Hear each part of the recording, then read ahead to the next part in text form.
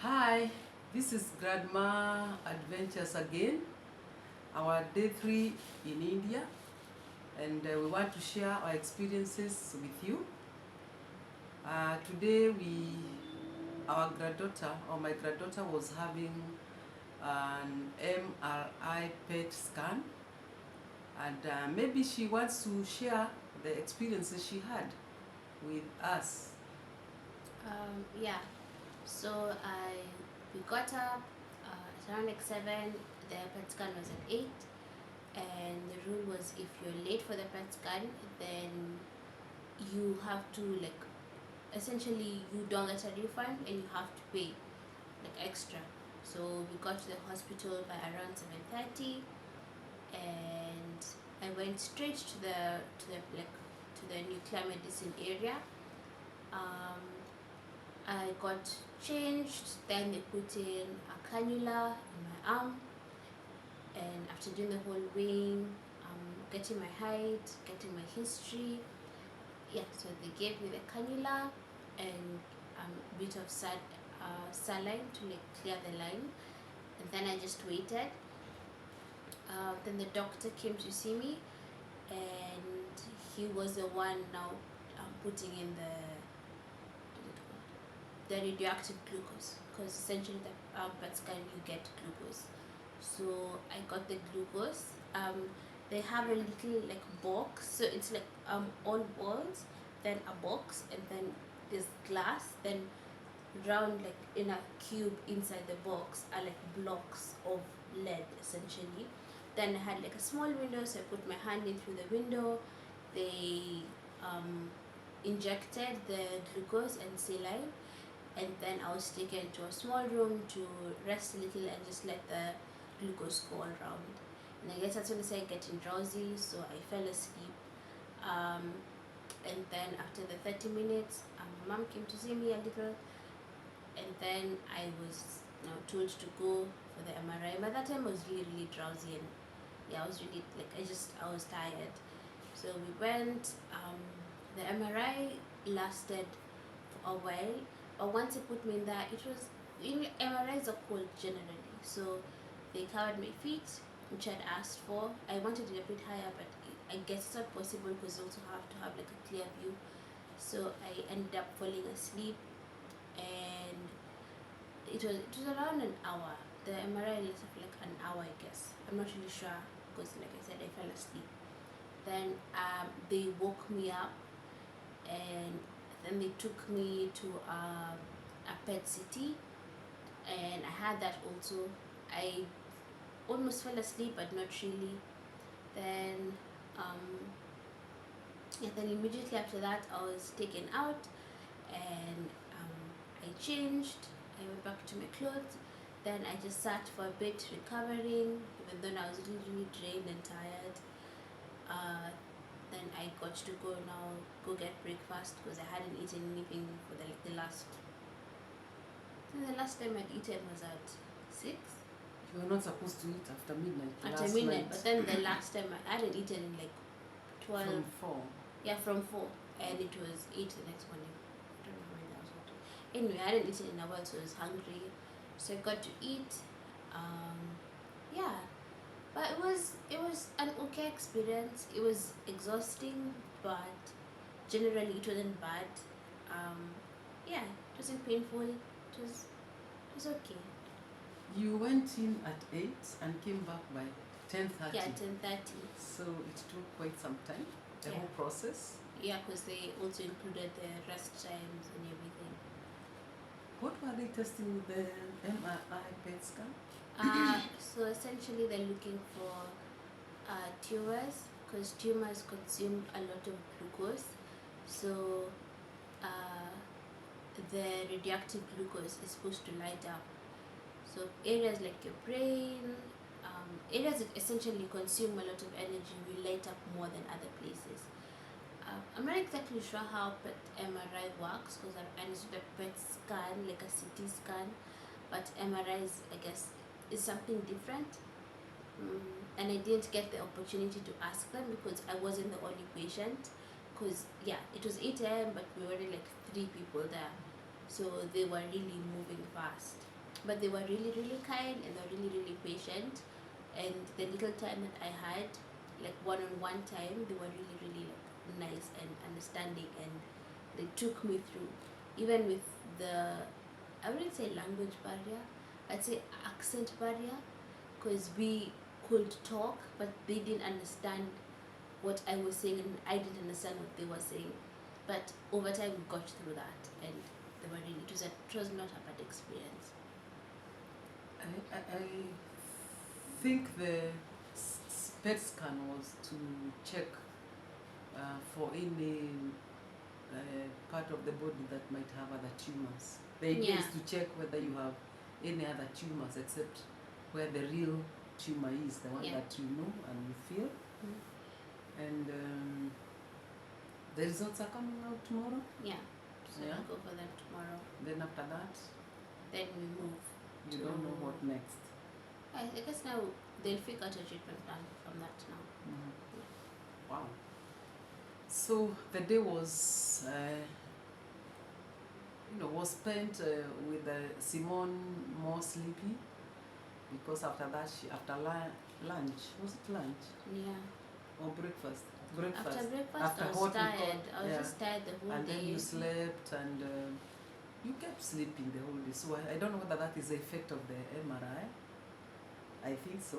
Yeah. And having woken up so early. Yeah.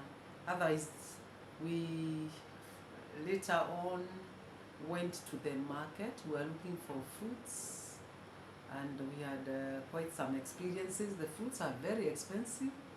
What did they say is making the fruits to be very expensive? Since it's flooding in Delhi, it's hard for fruits to get around. It's hard for food to get around. So the food prices had to be a bit higher because getting them around is a bit difficult. So they are saying that the fruits are not, okay, the food is not reaching the market easily.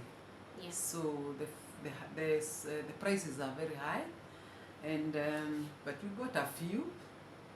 Then we bought chicken.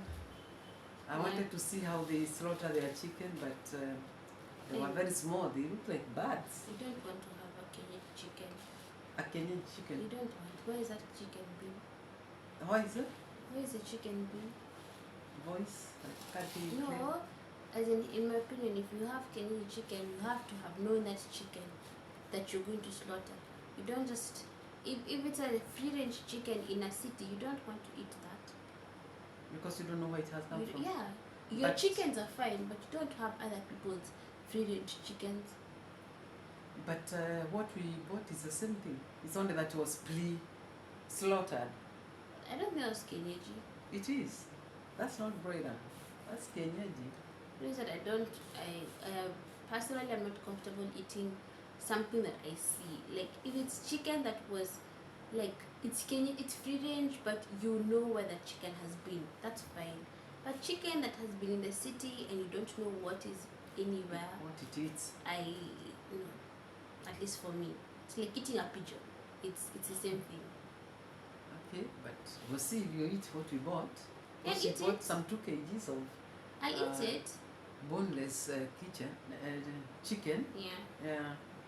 Then after that, what did we do? We went to look for a house because we said we want to move from the hotel.